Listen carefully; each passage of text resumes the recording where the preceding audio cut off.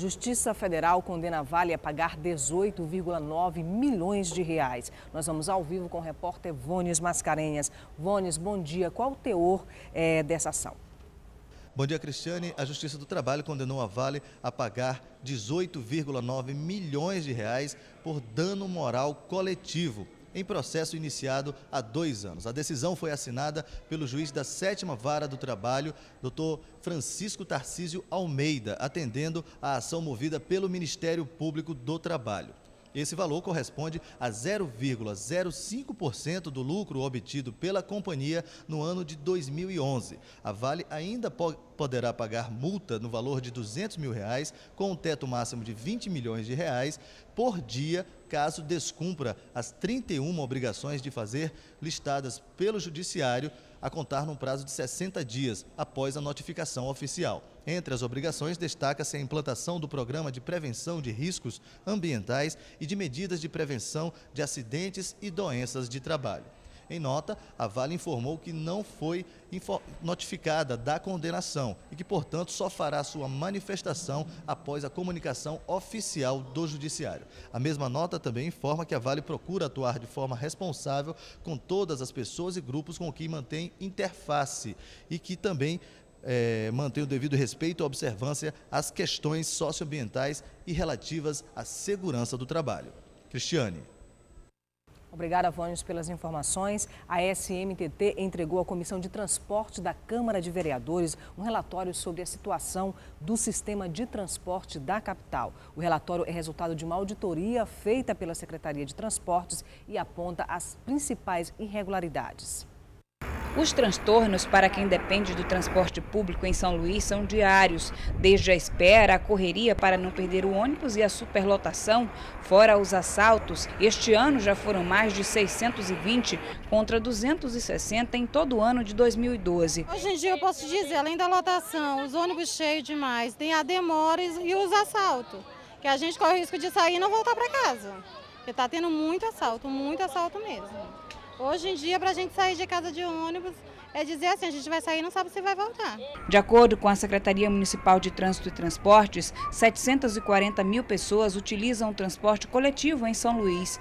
1.107 é o número da frota que opera na capital, com valores de R$ 1,30, R$ 1,60 e R$ 2,10. 320 ônibus têm acima de 12 anos, 174 linhas urbanas atendem a população e 30 linhas semi-urbanas integram o sistema geral de transporte da região metropolitana. As dificuldades aumentam para quem mora na zona rural, por exemplo, diz dona Suelma. Deu 1 hora, quase 3 horas de relógio para parar, para pegar um ônibus. Demora demais. Demora muito. O transporte de lá é cruel. Entendeu? Eu passo. Pior ainda. Entendeu? Pior ainda. Transporte de lá, vou dizer que é muito cruel. Todos esses problemas detectados pelos usuários estão presentes no relatório de uma auditoria financeira feito pela Secretaria Municipal de Trânsito e Transportes, que aponta defasagem no sistema de transporte de São Luís. De acordo com o levantamento, a falta de reajuste nas tarifas nos últimos 9 anos foi determinante para essa defasagem e para a situação precária em que se encontra hoje o transporte público da capital. O documento está em análise na Comissão de Transportes da Câmara Municipal. O presidente da comissão, vereador Fábio Câmara, diz que o Legislativo precisa levar a discussão sobre a auditoria, observando cada detalhe do levantamento feito pela Controladoria Geral do município, que reconhece um sistema de transporte falido. Ele diz que antes de tratar de tarifas, é preciso promover um debate sobre o sistema de transporte, levando em consideração a ótica do usuário e dos aspectos técnicos, discutir o transporte alternativo e a ampliação de terminais, dentre outros itens que fazem parte do tema mobilidade urbana. Segundo o vereador, o estudo apresenta inúmeras falhas. Dá para se perceber que o relatório é bastante falho. Por exemplo, no relatório não veio o número de funcionários de cada empresa. No relatório não cita a ajuda que o prefeito, no caso, deu para todo o sistema, quando eu falo da remissão e da redução do ISSQN. Só para a senhora ter uma ideia, a redução foi de 70 milhões, a remissão, e a redução foi de 5 para 1%, que de certa forma já é inconstitucional, que a lei só permite 2%, né, e ficou 1%. Então, isso é uma grande ajuda. Além de tudo isso, o prefeito da cidade, o Edivaldo de Holanda Braga Júnior, está dando por mês 12 milhões de presente para o sistema. Então, se nós somarmos 70 milhões da remissão e 10 milhões da redução, com mais 2 milhões por mês, vai aproximar de 100 milhões de reais. Então, é inadmissível que diga para o povo da cidade que o sistema está quebrado. O presidente da Comissão de Transportes da Câmara Municipal disse ainda que, segundo a legislação, a partir de 8 anos, os coletivos devem ser retirados de circulação. O documento também não apresenta destino certo ao VLT, veículo leve sob trilhos, que custou aos cofres públicos cerca de 7 milhões de reais, além de vários TACs, termos de ajustamento de conduta, que foram firmados entre a Prefeitura e o Ministério Público e não foram cumpridos. De posse do documento, os encaminhamentos agora serão adotados. Na verdade, está na cláusula 7ª do TAC, que teria que apresentar a auditoria e, ato contínuo, uma solução para a questão financeira. Foi apresentada a auditoria, mas a questão financeira, a solução financeira não foi apresentada para o sistema. O sistema está aí, segundo os empresários, estão quebrados, eu não acredito, quem está verdadeiramente quebrado é o povo, que não tem pontualidade, que não tem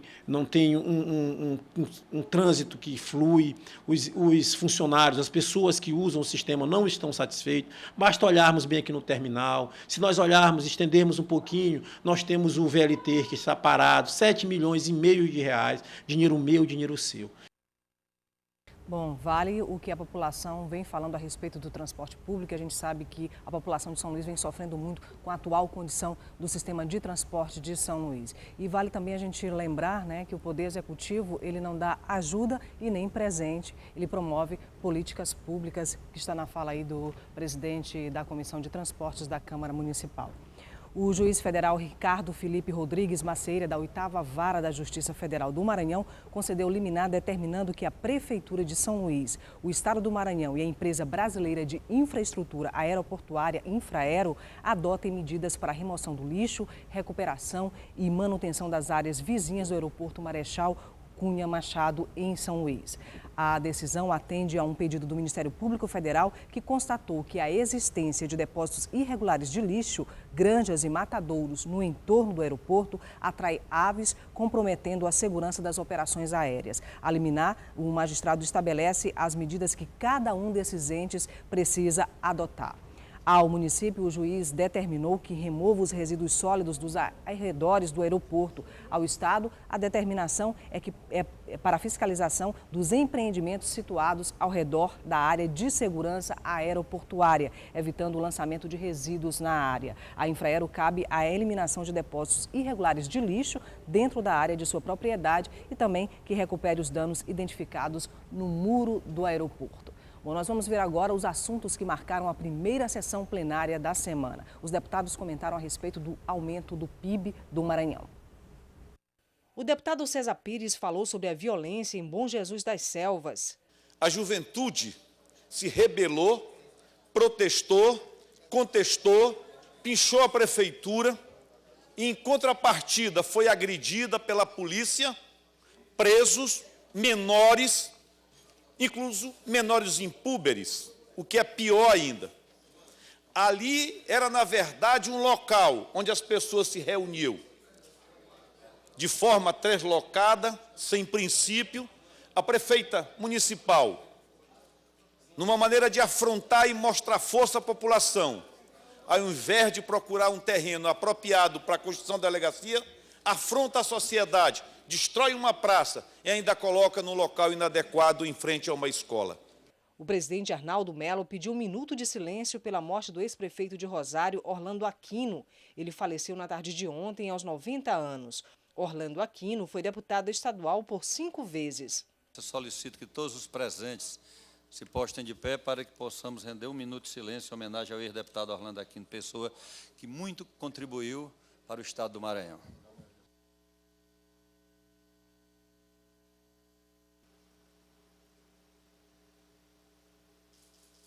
O deputado Eduardo Braide falou sobre a assinatura de convênio entre Detran e prefeituras para melhorar a operacionalização do trânsito e aplicação das penalidades. Foram assinados convênios com a prefeitura de Arari, de Axixá, de Açailândia, de Balsas, de Caxias, de Estreito, de Icatu, de João Lisboa, de Passagem Franca, de Santa Helena, de Santa Inês, de Timon e de Viana, e São Luís Gonzaga, no Maranhão. Portanto, senhor presidente, acho que um ato como esse, na verdade, demonstra, eu acho que tudo aquilo que o povo do Maranhão espera, que é, deputado Roberto Costa, a parceria entre o governo do estado e as prefeituras municipais. O deputado Bira do Pindaré falou sobre os números que mostram o aumento do PIB do Maranhão, fazendo um comparativo com o Índice de Desenvolvimento Humano do estado. São apenas R$17 que separa o PIB per capita do Maranhão em relação ao Piauí, que é o último lugar.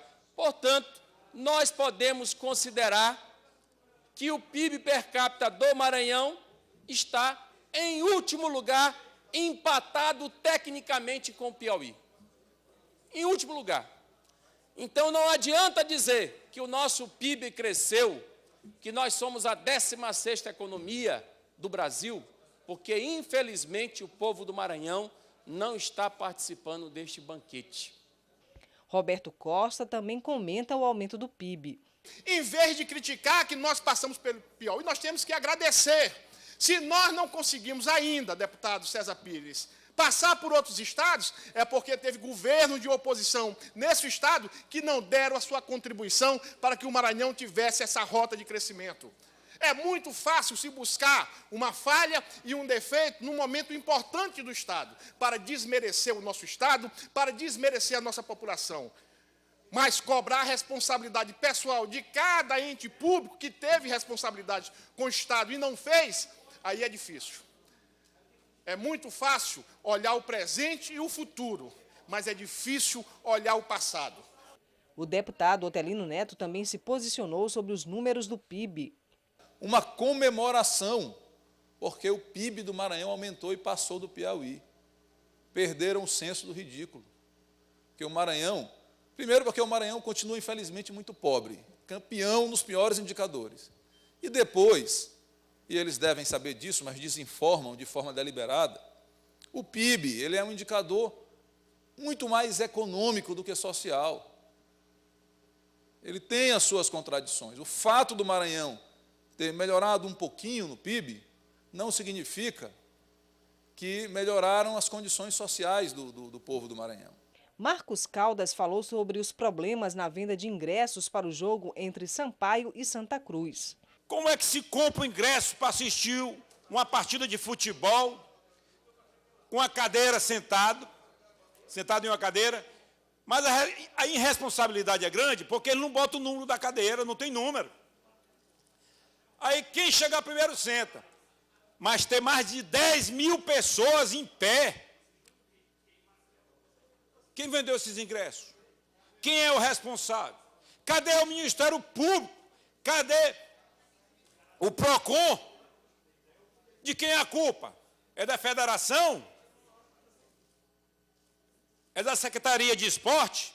Encontrei o deputado Joaquim Aico, companheiro nosso, aqui de longa data, secretário. Eu disse, secretário, me explique como é que pode se vender 10 mil cadeiras a mais do que tem aqui no estádio. E sabe o que foi que ele me disse? Eu tenho um assento na tribuna de honra, mas até esse já me tomaram. Eu digo, deputado Joaquim, você pode ter assento na cadeira de honra na sua casa, você pode ter assento onde Vossa Excelência quiser. Eu quero os assentos que eu comprei para assistir o jogo de futebol aqui no Castelão. Eu quero saber quem está sentado na minha cadeira. A Comissão de Constituição e Justiça deu parecer a 3 projetos. O projeto de autoria do deputado Eduardo Braide, que inclui o município de Icatu, na região metropolitana de São Luís, foi aprovado por unanimidade. Os projetos 007 e 008, de autoria do Poder Judiciário, que tratam de alteração dos dispositivos do Código de Divisão e Organização Judiciária do Maranhão, também foram aprovados. Todos também foram aprovados em plenário. Bom, veja no próximo bloco a campanha pelo fim da violência contra a mulher. Sobre esse assunto a gente vai conversar com a deputada Gardênia Castelo. Um instante só.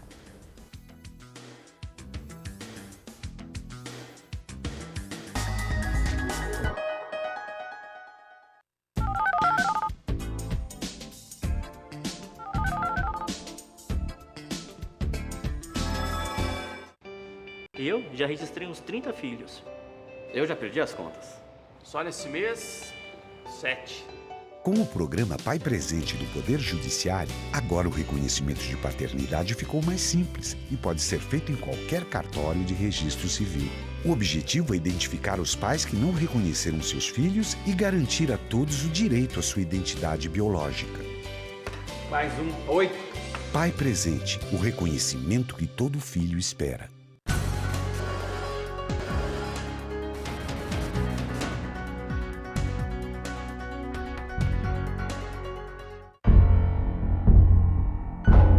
Você sabe o que ele faria se alguém o provocasse, xingando, ofendendo, chamando para a briga? Nada. Minha vida vale mais do que qualquer briga ou discussão. No Brasil, centenas de pessoas são mortas por motivos fúteis. Conte até 10. A raiva passa, a vida fica. Paz. Essa é a atitude. Uma campanha do Conselho Nacional do Ministério Público e ENASP. Nós queríamos produzir, mas nós não tínhamos recursos, era só na enxada, na unha mesmo.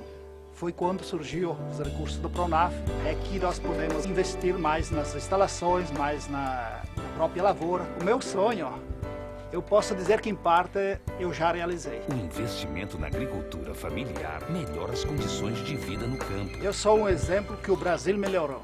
A gente faz um novo país.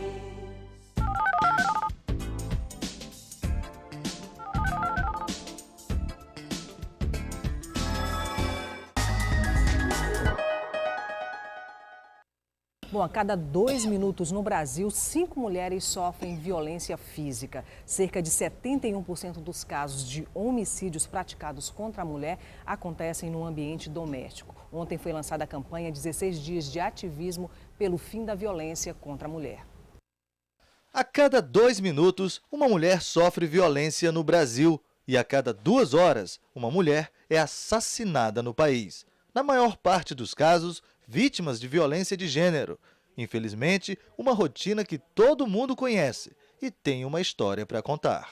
Eu tenho uma amiga que sofre, mas mesmo assim esconde as coisas dos pais e da mãe. Eles acham que o namorado é aquela coisa, mas na hora não é. O que ele faz? Ele bate nela, já bateu nela em lugares como festa, essas coisas. Mas mesmo assim ela continua com ele, né? Então... E nem tem coragem de denunciar? Não, porque ela diz que ama ele. Tenho uma amiga que sofre de violência pelos pais, pelos irmãos. E assim, o pai dela bate muito nela, tem ciúme dela, com os meninos da rua, então ele bate muito nela, os irmãos também. E ela vive mais dentro de casa, presa, porque ele não deixa ela sair. Para mim isso é uma violência, dentro de casa mesmo, dos próprios familiares dela. Os dados são da Rede de Desenvolvimento Humano e mostram que mesmo após 7 anos da promulgação da Lei Maria da Penha, ainda há um gigantesco desafio a ser superado: a cultura machista que ainda impera na sociedade. Após o advento da Lei Maria da Penha, muitas políticas foram implementadas, muitas ações foram feitas, muitos órgãos foram criados ou fortalecidos, mas muito ainda há que se fazer. O que a gente quer fazer é transformar essa cultura de dominação, essa cultura patriarcal e machista, que ensina homens e mulheres a entenderem que a violência ela pode imperar nos lares, pode imperar nas relações amorosas, nas relações que deveriam ser permeadas de liberdade. Então, para mudar essa cultura, não basta apenas uma lei, não bastam apenas políticas também específicas, é preciso que tudo isso seja reunido de forma que se espere resultados não em nível mais imediato, mas num nível mais imediato a gente consiga realmente alcançar os patamares que a gente quer atingir. No lançamento oficial da campanha 16 dias de ativismo pelo fim da violência contra a mulher, representantes do Judiciário, secretarias, coordenadorias e movimentos de proteção a mulheres discutiram estratégias para divulgar a temática da campanha, que é violência não tem desculpa, tem lei, denuncie. No Brasil, ela começa um pouco antes, porque incorpora o Dia da Consciência Negra, 20 de novembro. Mas nós preferimos lançar 25, porque hoje se comemora o Dia Internacional pelo fim da violência contra a mulher. E este ano a campanha traz como tema violência não tem desculpa, tem lei. Porque a gente quer justamente a aplicabilidade da Lei Maria da Penha, a gente quer que a sociedade cobre isso, que a sociedade civil, as gestoras municipais que estão aqui presentes para esse lançamento, junto com os membros da Câmara Técnica, se envolvam para essa luta, né, de enfrentar a violência. De acordo com dados da Secretaria Estadual da Mulher, somente no ano de 2012 foram registradas 2.745 denúncias de ameaças contra mulheres. A maior parte dos casos tem acontecido domingo à noite. E o que é pior, 72% dos casos, a violência contra a mulher é cometida pelos próprios maridos. Eu convivi 2 anos e meio com o José Neves. Eu me separei dele, ele me esfaqueou, me deu 7 facadas, fui desmaiada para o socorrão, quase morro. Né? Aí convivi agora com o segundo marido. Nós estamos separados, ele me largou por causa de uma outra novinha, né? E agora ele vive me ameaçando, dizem que ele vai ferrar com a minha vida, que eu sou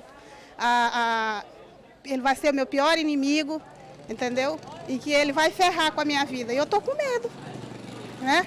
Porque ele já tentou me matar outra vez, ele já me cortou. Aí eu tenho medo dele me fazer uma coisa pior, né? Os registros da Secretaria da Mulher revelam que o álcool e drogas têm sido fatores que agravam a situação, pois a maioria dos casos de violência tem acontecido nos domingos à noite, período em que os homens costumam chegar em casa alcoolizados. A peculiaridade desses casos que buscam uma resposta pronta e imediata do Judiciário são casos de proteção à mulher vítima de violência em situações de ameaça, de lesão leve e hoje com um recorte preocupante da drogadição desses ofensores de mulher. Então, esta caracterização que vem se acentuando com o incremento da droga, né, é uma preocupação a mais na sua correlação com a violência doméstica e familiar. Bom, e o assunto repercutiu entre os parlamentares. A deputada Gardênia Castelo lembrou da campanha 16 dias de ativismo pelo fim da violência em relação à mulher. Nós temos a obrigação cívica e moral de nos engajar nessa campanha para mudar tão triste realidade nacional, pois a violência é um problema mundial que não distingue cor, classe social nem raça, sendo, por isso, um distúrbio social maléfico, absurdo e injustificável. Vamos, então, à luta. Se a solução para equacionar o problema é o enfrentamento, vamos ao enfrentamento e viva o Dia Internacional da Não Violência contra a Mulher. A deputada Elisiane Gama fez referência à campanha fazendo uma crítica à estrutura das delegacias especializadas. Nas demais cidades do Maranhão, o que nós temos são delegacias da mulher e criança e adolescente. Ou seja, na verdade, nós temos uma aglutinação. E não é isso que está na especificidade original do formato, não é? Você bem sabe muito bem disso. Delegacias regionais funcionando também como, além de delegacia geral, delegacia da mulher. Isso também acontece. Pois é, na verdade, ela está totalmente fora do padrão, na consecução original do que é a Delegacia Especial da Mulher, que são, na verdade, as DEM. Então, a gente precisa, na verdade, desmistificar isso. O Estado do Maranhão precisa ter, regionalmente, de uma forma regional, realmente as delegacias da mulher para a gente poder comemorar e poder fazer com que os inquéritos policiais possam caminhar e chegar no judiciário. A deputada Francisca Primo fez referência ao relatório da CPI da Mulher. O nosso relatório não foi melhor porque chegaram a resposta dos ofícios enviados aos órgãos chegaram todos atrasados, após o encerramento da CPI. Então, essa CPI poderia ter um relatório mais rico, Mas como só responderam? Após o encerramento da CPI, não teve como incluir essas questões no relatório. Por exemplo, nós não ficamos sabendo quantas delegacias da mulher realmente está funcionando no Estado. Esse foi um dos questionamentos que nós fizemos, encaminhamos um ofício, mas não recebemos a tempo o ofício de resposta. Bom, nós estamos aqui com a deputada Gardênia Castelo para falar sobre esse assunto, pelas campanhas, pelo fim da violência contra a mulher. Bom dia, deputada. Obrigada pela sua participação no portal. Bom dia. Hoje nós comemoramos, ou devemos comemorar, protestar, refletir o Dia da Não Violência, o Dia Internacional da Não Violência contra a Mulher. Aliás, que é marcado pela cor laranja, né? Segundo a campanha da ONU. O secretário-geral da ONU estabeleceu que o laranja, né, que representa uma luz, uma energia positiva, exatamente é a cor escolhida para representar a não violência contra a mulher. Bom, deputada, ontem a senhora falou e explanou acerca de medidas, né, de políticas que estão sendo feitas em vários estados contra essa violência, para impedir essa violência e para punir esses agressores, né? Mas a gente sabe que no estado do Maranhão, essa rede de proteção à mulher, ela ainda é falha, né? Vocês colocaram a questão do funcionamento da estrutura das delegacias, ou seja, passa também por uma violência institucional que a mulher também sofre, né? Com certeza. Nós sabemos já das mazelas do Maranhão, sabemos que as 17 supostas delegacias não funcionam. Nós detectamos que apenas 3 funcionam, que é a de São Luís, a de Imperatriz e a de Caxias. E são muitas as deficiências. Agora nós temos também que buscar os fatos positivos, né, Cristiane? E procurar melhorar a estrutura que temos e copiar o que de bom a gente pode copiar. E no Brasil afora tem inúmeros fatos, inúmeras ações que são extremamente positivas, e que vêm do Rio até o Distrito Federal. No Rio de Janeiro, por exemplo, é uma rádio comunitária, né, comandada, dirigida por mulheres. As mulheres da favela, né? As mulheres lá do Complexo do Alemão, elas fazem um trabalho fantástico diariamente, né, de educação, as mulheres levando orientação, enfim, de como elas podem se proteger e sensibilizando, né, a sociedade lá, local, para a não violência contra a mulher. Então isso aí é um exemplo típico de como a sociedade civil pode e tem que se engajar nessa luta. A gente não vai ter sucesso de forma alguma nesse enfrentamento à violência contra a mulher se apenas o poder público, isoladamente, não funciona. A sociedade tem que se envolver e principalmente nós mulheres, porque isso é uma cultura machista, né? A mulher, ela se subjuga, ela se deixa, ela se permite ser agredida. Então isso é terrível. Tem que começar pela mulher, não é? O não aceitar, o não permitir ser agredida, né? Ser violentada. E lá no Rio a gente tem, além do complexo lá da Rádio Mulher, Rede Mulher, nós temos também o primeiro juizado especial. O que ele vem fazendo? Ele vem encurtando o prazo das medidas protetivas. Pela Lei Maria da Penha, as medidas protetivas podem sair em até 2 dias. E, através lá do juizado, ele imediatamente expede essas medidas. E aí vai, aí tem no Rio, aí tem ações em Brasília, ações de educação. E eu queria aproveitar aqui, né, de público, para fazer um apelo à governadora Rosiana, porque nós aprovamos um projeto aqui na Assembleia de caráter socioeducativo, né, do enfrentamento à violência contra a mulher. Esse projeto foi aprovado e, em consequência dele ferir o artigo 43 da nossa Constituição, foi vetado. Então, prontamente, eu enviei este projeto, né, o texto do projeto, na forma de indicação, para que ela mande esse projeto como um projeto de lei do Poder Executivo e que a gente possa aprovar na casa e a gente possa também, aqui no Maranhão, ter o ano inteiro essa campanha de enfrentamento à violência contra a mulher. Porque eu digo sempre, Cristiane, se a violência é o ano inteiro, a campanha tem que ser o ano inteiro.